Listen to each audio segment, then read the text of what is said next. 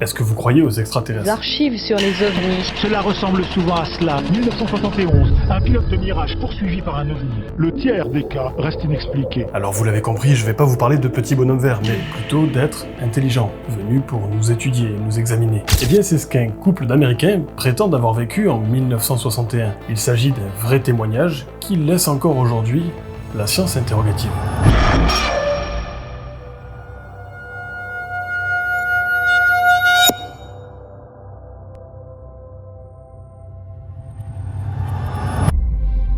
Cette affaire connue et intrigante nous amène tout droit dans le New Hampshire. Nous sommes alors en septembre 1961 et sur une route déserte, une voiture roule. À l'intérieur de celle-ci se trouvent Betty et Barney.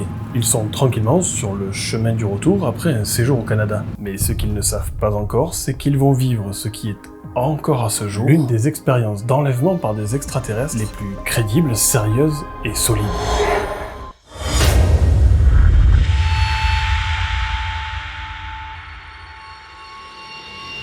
Il est 22h15 alors que Betty et Barney rentrent de leur séjour, et c'est à ce moment précis qu'ils vont apercevoir quelque chose d'étrange dans le ciel.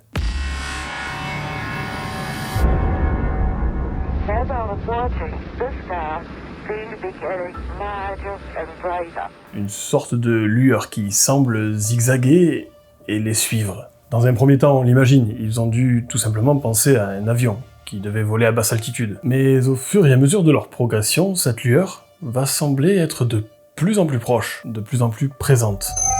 Nous conduisions à travers les montagnes lorsque j'ai aperçu une nouvelle étoile dans le ciel. Et pendant que je la regardais, elle devenait plus grosse et plus brillante. Et la première chose à laquelle j'ai pensé, c'était que c'était une comète sur le point de frapper la Terre. Et là, pour Barney, c'est sûr, ça peut pas être un avion. Ils vont alors immobiliser leur véhicule, attendre patiemment quelques instants en sécurité dans la voiture, puis Barney va prendre une paire de jumelles qui était placée juste là, dans sa boîte à gants. Mon mari avait fait la Seconde Guerre mondiale, alors nous avons arrêté l'auto afin de mieux regarder.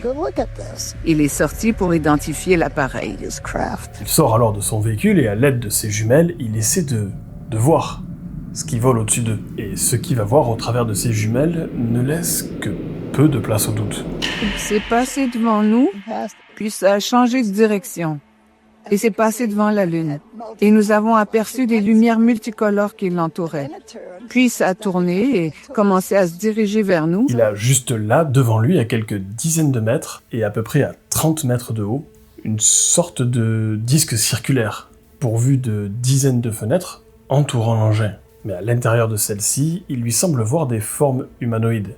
En levant les yeux, il a aperçu un groupe d'hommes derrière une fenêtre qui le regardait. Et à ce moment, une sorte de structure en forme de nageoire s'est ouverte de chaque côté de l'appareil, avec une lumière rouge au bout des nageoires, et l'appareil s'est mis à descendre. Et là, hors de question d'analyser plus en profondeur ce qu'il vient de voir. Il rentre dans sa voiture, démarre, et part en trombe.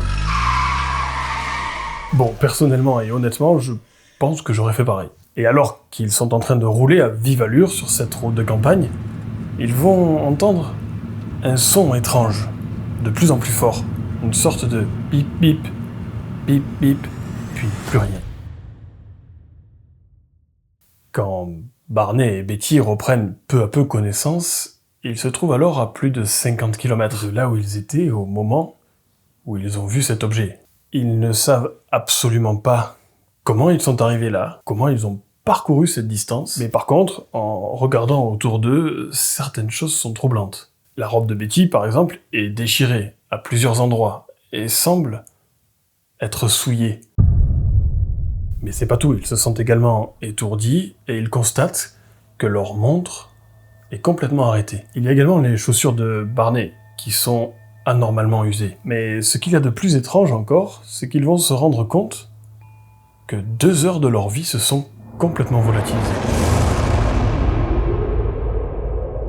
Mais alors, qu'est-ce qui s'est passé? Qu'est-ce qui s'est passé pendant ces 2 longues heures? Est-ce que c'est cette lueur qu'ils ont perçue, cet objet non identifié au-dessus de leur tête qui serait à l'origine de cette amnésie? Alors je vous l'accorde, ce début de récit commence comme un film de science-fiction. Et après tout, on peut se dire, qui sont ces personnes? Qui sont ces gens qui prétendent quoi d'ailleurs? Avoir vu des extraterrestres? Eh bien, avant d'aller plus loin, on va justement s'intéresser à eux.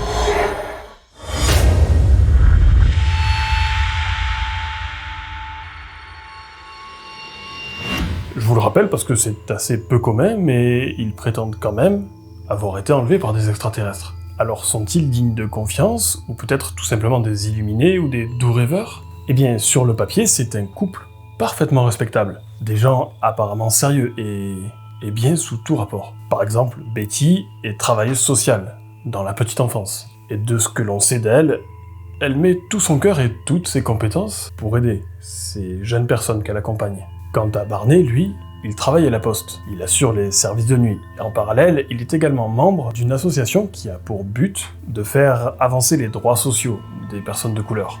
Parce que oui, je vous le rappelle, on est en 1961 et aux États-Unis, la ségrégation n'est pas très loin. Et même si certaines lois émergent pour mettre fin à cette inégalité, c'est clairement pas le cas encore. Bref, revenons au couple Hill. Quoi qu'il en soit, tout dans ce couple inspire confiance. Nous avons a priori affaire à des personnes engagées, solides dans leur tête, avec des convictions et se battant pour des causes nobles. Et pourtant, c'est ce couple a priori normal qui va affirmer que quelque chose d'étrange se serait produit ce soir-là. En tout cas, après ce jour-là, ce qu'il y a de sûr, c'est que Betty et Barney ne vont absolument pas bien. Ils ont besoin de savoir ce qu'ils ont vécu. Et peut-être que la vérité est enfouie tout au fond de leur cerveau. Alors, pour tenter de déterrer ces informations qui semblent être cruciales, le couple Hill va alors faire appel au docteur Benjamin Simon.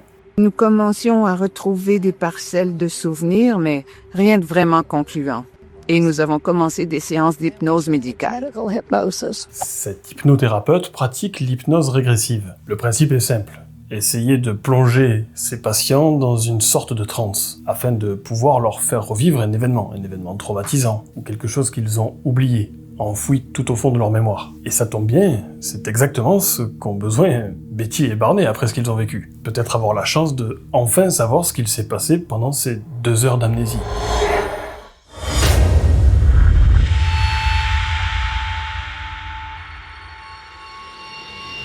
Alors cette thérapie, si on peut appeler ça comme ça, va s'étaler sur plusieurs semaines. Le docteur Simon est quelqu'un de très sérieux. Il a son propre protocole et il va donc séparer Betty et Barney. Il va donc les interroger individuellement, sous hypnose.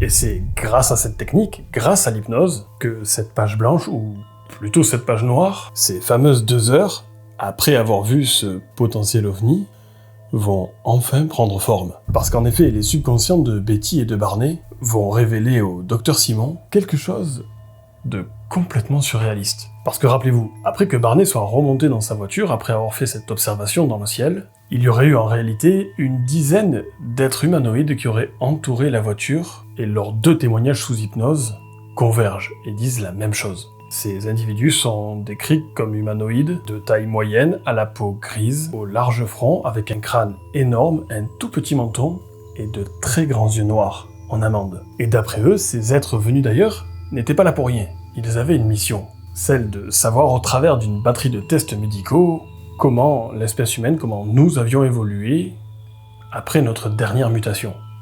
Ils se sont approchés, ils nous ont sortis de la voiture le long d'un chemin dans les bois, là où le vaisseau était posé. Ils étaient 11 pour des fins d'identification. Et il y en avait un qui parlait un anglais assez limité. On l'a appelé le chef. Il nous a dit « Je veux simplement faire quelques tests ». Ils nous ont vérifié les yeux, les oreilles, le nez et la gorge. Betty dit également avoir subi un test de grossesse pour le moins intrusif. Ensuite, ils ont fait 2 tests avec moi. Un sur mon système nerveux et un deuxième où ils ont essayé de mettre une aiguille dans mon nombril. Ils disaient que c'était un test de grossesse. And he said he just wanted to put it in my name. It's just a simple test. I didn't hear that. Too bad behind. Did they make any sexual advances to you? Et quant à Barney, lui, il aurait subi des tests sur ses os. Le premier test fait sur Barney ressemblait au mien, mais ils se sont plus intéressés à la structure de ses os. Et apparemment, ces êtres venus d'ailleurs auraient également prélever sa semence. Barney d'ailleurs en garde un très mauvais souvenir. Alors j'en conviens, ce témoignage peut paraître complètement farfelu, complètement fou, mais pour le docteur Benjamin Simon, ça ne fait aucun doute. Ses patients n'ont pas pu mentir, pas sur une aussi longue durée, et avec autant de détails. Parce que ça fait maintenant des semaines, voire des mois, qu'il raconte la même chose, et toujours sous hypnose.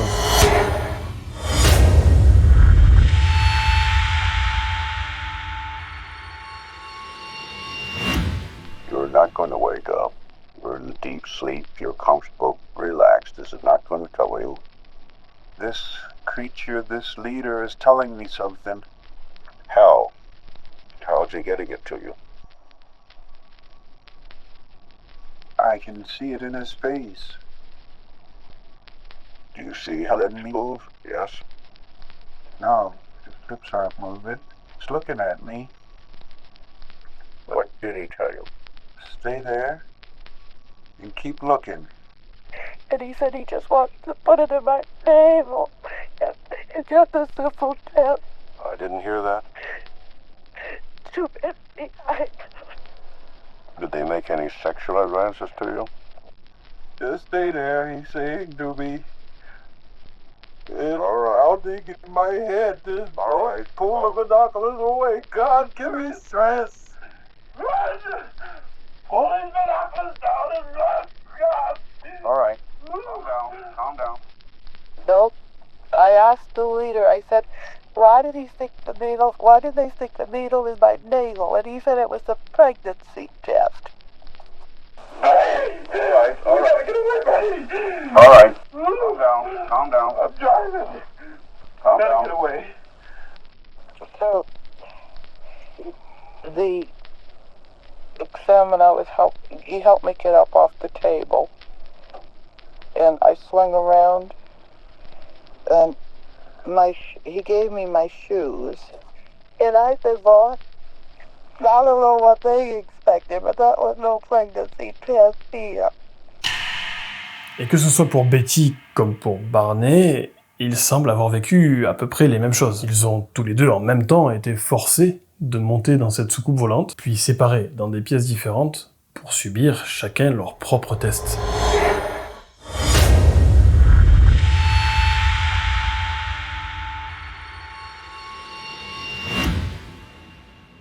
Bon, après ces témoignages sous hypnose, qui semblent être crédibles et qui ont également été validés par le docteur Benjamin Simon, on va maintenant se pencher sur les preuves physiques, sur les preuves concrètes.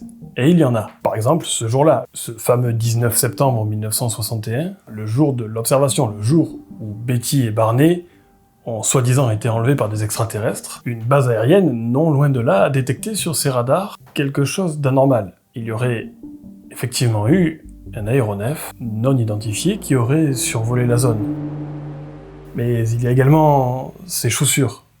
Qu'est-ce qui est arrivé aux chaussures de Barney? On dirait que quelque chose les a usées, prématurément. Un peu comme s'il avait été traîné au sol. Sans parler des taches qui semblent être apparues soudainement sur la voiture. Et on parle pas de peinture écaillée, non. Ce sont des zones complètes de la carrosserie où il n'y a plus du tout de peinture. Mais l'objet qui soulève encore plus de questions, c'est la robe de Betty. Quand la femme a repris ses esprits, elle s'est rendue compte que sa robe était à certains endroits déchirée, mais également sale, recouverte d'une sorte de poussière rose. Et en essayant de se nettoyer, elle constate que la poussière, cette fameuse poussière rose, revient toujours à la même place. Interpellée par ce qu'elle vient de voir, elle va décider de laisser la robe dans cet état-là, sans jamais la nettoyer. Et elle a bien fait, puisque cette fameuse robe va être analysée plusieurs fois. Much the original color. Comme vous pouvez voir, c'est presque la couleur originale. Vous pouvez voir les taches sur l'ourlet, sur les épaules. Et il y en a sur le dos aussi. Le test le plus récent montre qu'il y a 2 substances organiques sur le tissu, mais nous ne sommes pas en mesure de dire d'où elles proviennent, ni ce qui aurait pu causer la décoloration de la robe. En effet, après plusieurs analyses, ils ne vont pas réussir à déterminer la composition de cette substance. Certains vont parler de fibres désintégrées, d'autres parlent de résidus organiques ou chimiques, mais quoi qu'il en soit, cette substance n'a pas l'air d'être connu. Peut-être alors s'agirait-il d'une poudre venant d'un autre monde? La question est effectivement soulevée, mais personne ne peut concrètement en apporter la preuve. Il y a également ces montres portées par le couple Hill, qui toutes deux, après cet événement, vont complètement arrêter de fonctionner. Un peu comme si le temps s'était réellement arrêté. Donc voilà ce que l'on peut dire sur les preuves concrètes. C'est grâce ou par rapport à ces preuves et ces témoignages du couple que cette histoire va prendre finalement une dimension internationale. Mais certaines personnes n'y croient pas du tout et vont tenter de démontrer que leur témoignage ne peut pas tenir la route.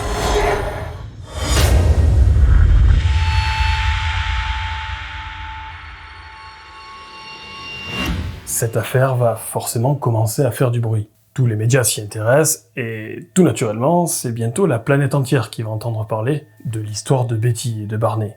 Et bien sûr que beaucoup d'entre eux vont crier au canular. Alors oui, c'est évident que ce n'est pas à exclure, je parle de la théorie du canular. Mais il faut savoir que tout le temps de la thérapie, qui a duré plus de 7 mois, cette histoire est restée complètement confidentielle. Donc aucune rémunération directe, ni notoriété instantanée. Et ce qui semble sûr également, c'est qu'ils avaient réellement l'air de croire ce qu'ils avaient vécu. Et pour ne pas aider, comme je vous le disais tout à l'heure, nous sommes dans les années 60. La ségrégation, la séparation entre les blancs et les noirs existe encore aux États-Unis, et le fait que ce soit un couple mixte a contribué, pour les protagonistes de l'époque, à mettre le doute sur la véracité de leur histoire. Ouais, c'était une autre époque. Néanmoins, et même si ce couple semble sûr de ce qu'ils ont vécu, il est possible qu'ils aient mal interprété certaines choses, certaines preuves. La lumière qu'ils ont vue ce soir-là peut peut-être avoir une autre explication. Certains s'interrogent et parlent tout naturellement d'avions ou de phénomènes météorologiques. Pareil pour les 2 heures d'amnésie, ça pourrait potentiellement s'expliquer par du stress, de la fatigue, ou encore un état dissociatif. Et en ce qui concerne les révélations sous hypnose, là aussi ça pourrait trouver une explication rationnelle. Apparemment, de ce que j'ai compris, l'hypnose ne permet pas forcément de revivre des situations réelles. Elle pourrait être parfois consécutive à des rêves, à des craintes, à des peurs. Ou encore, comme ça pourrait être le cas ici, par une imagination débordante et une fascination pour les livres de science-fiction. Parce que oui, apparemment Betty et Barney étaient fascinés par la science-fiction et par le monde extraterrestre. Et tout naturellement, une hypothèse va naître. Il serait possible qu'ils aient eux-mêmes réussi, grâce à leur lecture, à leur passion de ce sujet, à s'auto-convaincre d'avoir vécu réellement cet enlèvement par ces extraterrestres. Et finalement, l'hypnose aurait peut-être contribué à rendre crédible ce fantasme dans leur tête. Bon, en tout cas, à ce jour, rien ne prouve que le couple Hill nous ait menti. Rien ne prouve également qu'ils aient réellement été enlevés par des extraterrestres. Mais moi, personnellement, ce qui m'intrigue dans cette affaire, c'est cette robe. Qu'est-ce qui a bien pu arriver à la robe de Betty? Pourquoi est-elle dans cet état? Et d'où vient cette poudre rose? Alors d'après ce que j'ai pu trouver comme documentation autour de ça, aucun scientifique n'a pu vraiment déterminer de quoi il s'agissait. Et c'est justement ça qui, à mon sens, laisse planer un certain doute sur cette affaire. Voilà, c'était l'affaire d'abduction extraterrestre du couple Betty et Barney Hill. Cette histoire, ce récit, ces témoignages, ces preuves sont complètement incroyables. Que ce soit vrai ou faux, ça a en tout cas le mérite de nous faire voyager. Et justement, en parlant d'extraterrestres, je vous rappelle que j'ai fait un documentaire complet sur l'affaire du plateau de Valensole. Un cultivateur va tomber nez à nez avec 2 extraterrestres. Et lors de ce reportage, j'ai eu la chance de me rendre sur place et d'interviewer certaines personnes qui ont été au plus proche de l'affaire. C'est l'un des cas OVNI les plus documentés, les plus crédibles et les plus connus de France. Avec une tourelle transparente et 2 petits êtres qui étaient penchés sur ces lavandes. Il s'agit de l'affaire du plateau de Valensole. C'est pourquoi j'ai choisi de me rendre sur place, afin d'enquêter et de recueillir des témoignages des habitants du village. J'ai retrouvé ça, c'est que je sais qu'il y avait une voie décidée aussi, et il y avait beaucoup de choses, et la fille ne voulait pas dire. Et je vais également passer une nuit sur place, à l'endroit même où l'OVNI s'est posé et où d'autres personnes témoignent avoir vu des choses étranges dans le ciel. Ce qu'il y a de sûr, c'est que depuis de nombreuses années, des lueurs étranges sont parfois vues une fois la nuit tombée sur le plateau de Valensole. Et personnellement, j'ai bien envie d'éclaircir ce mystère. Et si vous voulez en savoir plus, je vous laisse cliquer là, ou alors en barre de description. En tout cas, merci à tous d'avoir suivi cet épisode, je vous dis à très bientôt pour de tout nouveaux dossiers du paranormal. Allez, ciao!